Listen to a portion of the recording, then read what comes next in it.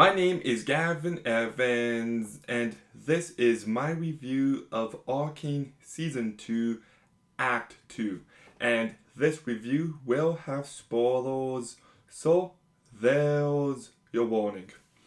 But the past week has been the longest week of my life. I was just dying with anticipation, and this show is the real deal.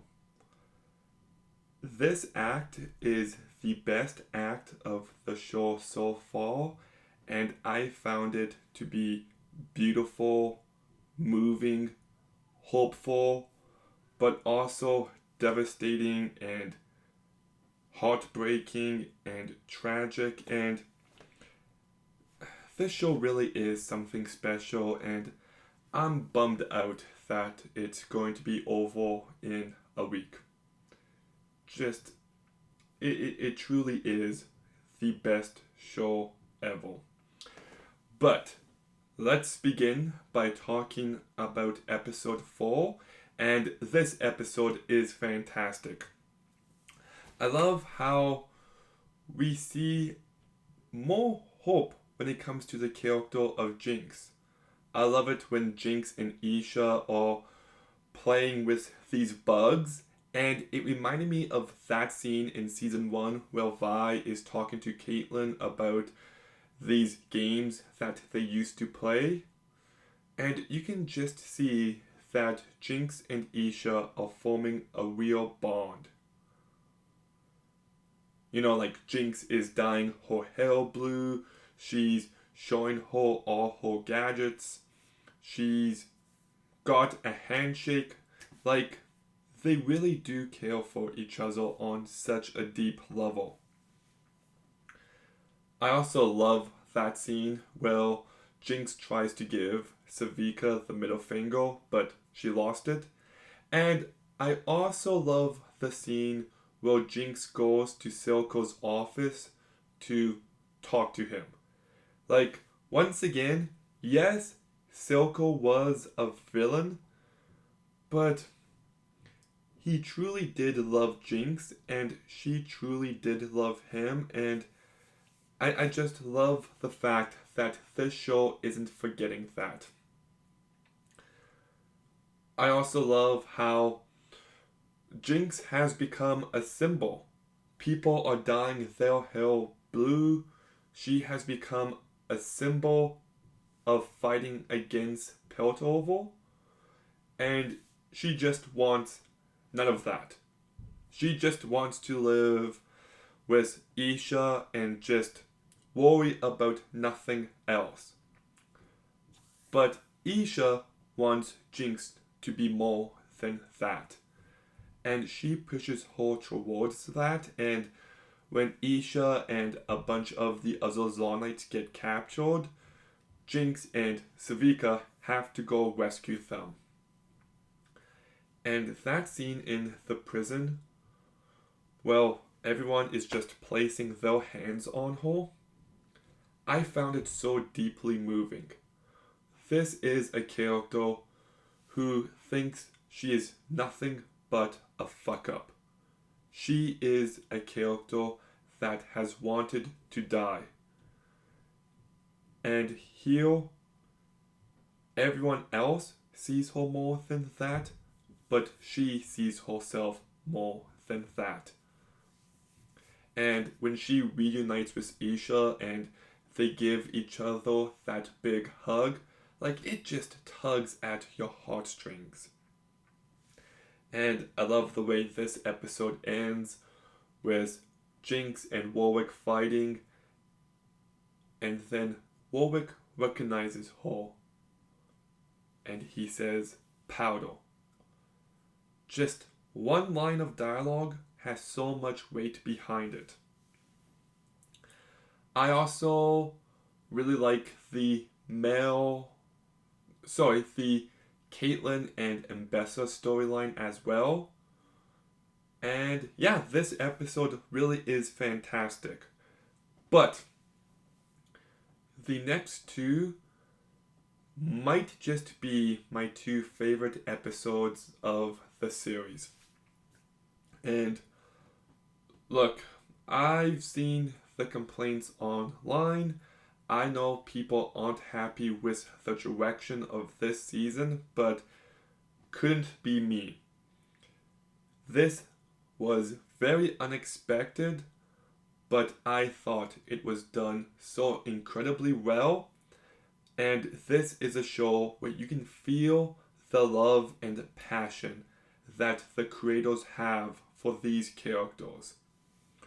So I love the way this episode begins. Well, Vi is at rock bottom. She's an alcoholic, she's doing all these fights, she's alone and miserable and suffering, and then she gets visited by her sister. And I love how Jinx wrote Jinx on her cheek, just like Vi has a tattoo of Vi on her cheek. Just really funny. A good, cheeky sense of humor.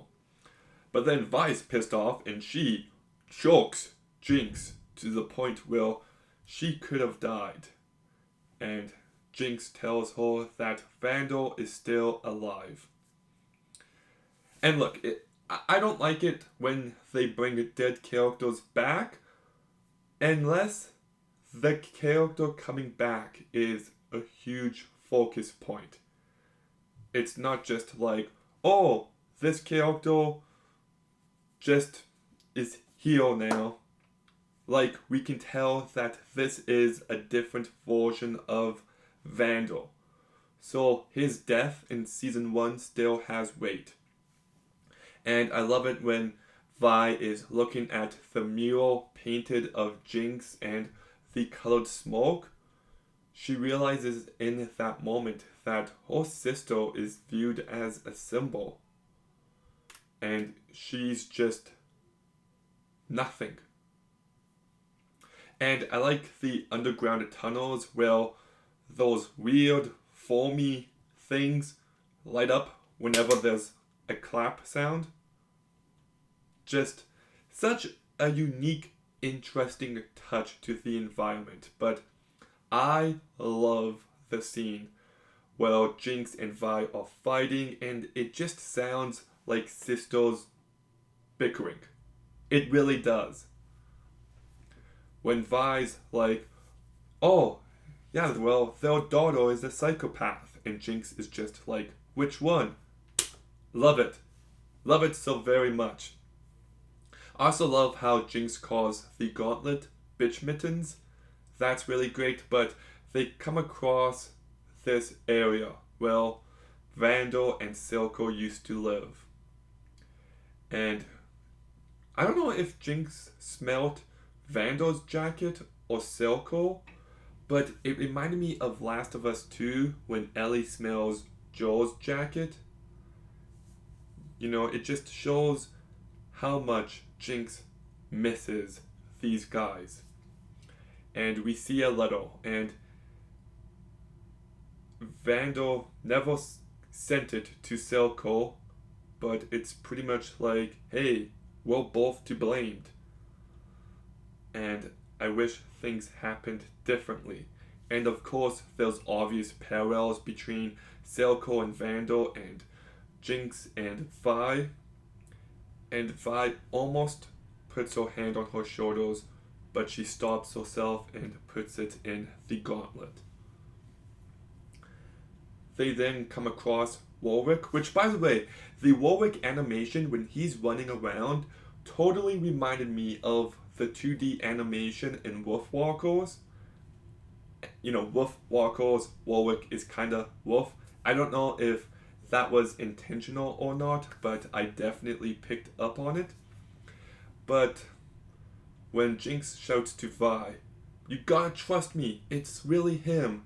And then we get this flashback of Jinx and Vi's mom talking to Vandal and Silco before things got complicated. It just feels so nice, and you can tell that these two guys really did care for each other and how they both commit to protecting her kid. And even the fact that Vandal came up with the name Violet, it's just a nice little touch.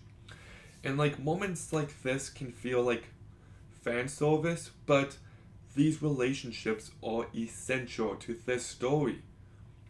And I love the way that our love is playing in the background.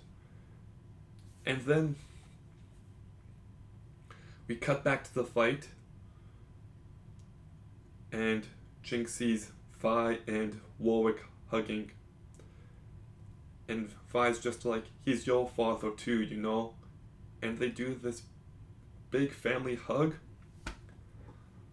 Like, just being honest, I don't know if I've ever had tears of joy quite like this and while watching anything.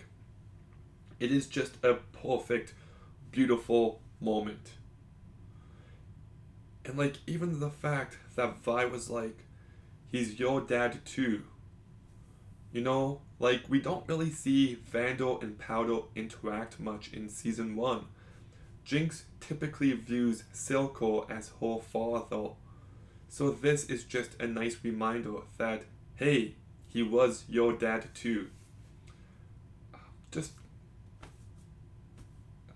like I said, I've seen the criticisms online, but it just hits so incredibly hard.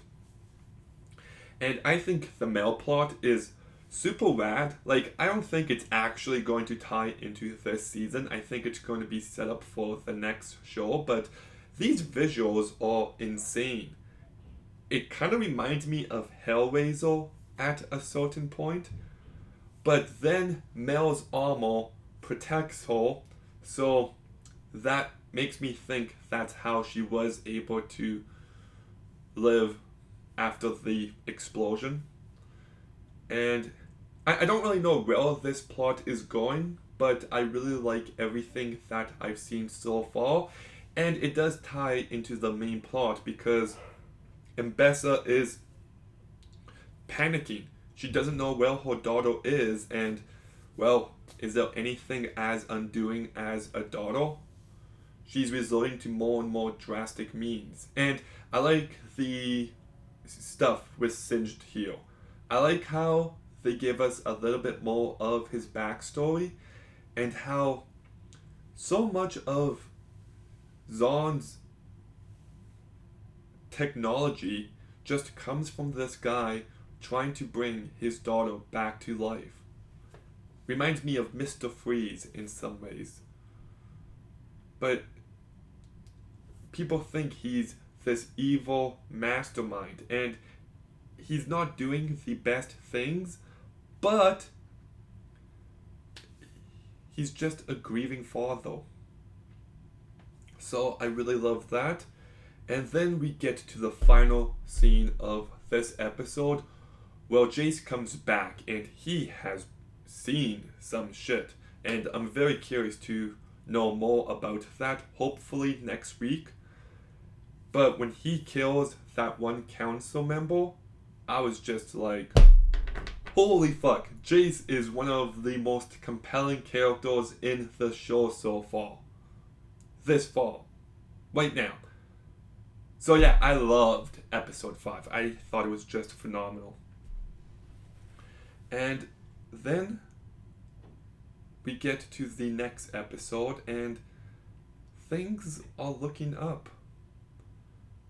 Jinx and Vi are reunited with Vandal. Jinx has a nice relationship with Isha. And they're actually coming back together. And it's just surreal to witness. And it just feels so nice. I love how when Huck won't let them in with their weapons, Jinx is going to push back, but when she sees that her sister does give up her weapons, then Jinx gives up her weapons as well. Shows that she still looks up to her sister. And then they try to get Victor to bring back Vandal, and this entire sequence is just beautiful. that song, Remember Me, just perfect and emotional and meditative. And the watercolor animation here is just stunning. And all the other celestial imagery here is just beautiful to watch. But then we get a scene of Jinx and Vi looking at their height in this house. Which is kind of crazy that it's there, but it is consistent with season 1. And there's just so much hope. And Vi sees Singe and she follows him. She runs into Caitlyn. She explains that Warwick is her father. And looks like Caitlyn captured Vi, but it turns out to be an attack on Mbessa. And I've seen some people complain about this, but look, Caitlyn is someone who is grieving, and it brought out the worst in her, but time has passed between Act 1 and Act 2, and you can just tell that she is second guessing her choices. She is losing that sense of pure hatred towards Jinx. Not saying she likes her now or anything, but you can tell that the emotions are fading with time. And Vi, someone who she still cares for, is just like, by the way, this guy that you're after is actually my dad. So Caitlyn is forced into a position where it's either Vi or Mbessa, and she chooses with her heart, which is consistent with the character. We didn't need a 2 fucking episode arc of her second guessing absolutely everything and this big reveal where she steps away from the commander position. I like how efficient this show is. And Jinx actually saves Caitlyn. And then Vandal saves Jinx and says, get away from my daughter. And there's this one perfect moment where Vandal is fully back, and Vi and Jinx and Isha. And it's just beautiful. It really is. Only for Jace to fuck it all up. What a fucking dickwad he is. Holy shit. Like, to be fair, it's understandable, but I also like how he's pitted against Victor. And his attacks have giant ramifications. Vandal loses himself once again. There was war breaking out. And Isha decides to sacrifice herself to try to protect Jinx. And this scene just broke me. Just like the ending of Season 1, Episode 3 and Episode 9, this scene here just broke my heart. Jinx is finally doing good. She's a better person. She's reconnecting with her sister. And it's all based in this relationship she has formed with Isha. And just like that, it's gone. And it's a sacrifice. It's not accidental. It's Isha's love for Jinx. Just fully present. And it's consistent with the character because Isha literally jumped on Jinx and tried to protect her from Vi in Act 1. It is very in character, and it just broke me. It really did. So for this show to give you so many beautiful, perfect moments, only for that idea to be taken away for you and for it to rip your heart in two again, just, they're working us like puppets. And, I do got my worries about the rest of the season. I know people are predicting time travel, especially with the lack of information on Echo. some people are predicting that Jinx is going to turn evil again, and if it goes in either of those directions, I'll be worried. Like, if there's a little bit of time travel, fine, but if they undo stuff, that will piss me off just a bit. So, I guess we'll see. I guess we'll see. Um, I once again, like, I think this act was unexpected. I thought it was powerful, and it just fully delivered for me. And I know people are calling this season rushed, but it really does have the same pacing as season 1. There might be a bit more going on, and it is a fast-paced show, but it's efficient storytelling. Like, everything you need to know about these characters and their decisions is right between the lines. Like, this show is reliant on show don't tell, and I think it does it to a masterful degree. I know some people don't like the music videos either. I love them. The animation, the music, it's always great, but it's just part of this show's unique style. And maybe people wanted something more straightforward, less ambitious, but I'm glad this season exists the way it does. Arcane is just my favorite show ever. It's one of my favorite bits of storytelling ever, and that hasn't changed as of now. I cannot wait for next week, but I'm also going to be devastated when this show ends, and I at least hope they knock it out of the park. Yeah, I love it. I really do. So, I don't rate the acts. I'll wait until the end of the season, but it's a 10. I love it. I love it so very much. But Arcane Season 2, Act 2, what did you think? Let me know in the comments down below. Make sure you like, comment, subscribe. Stay tuned for more videos soon. And Gavin, out.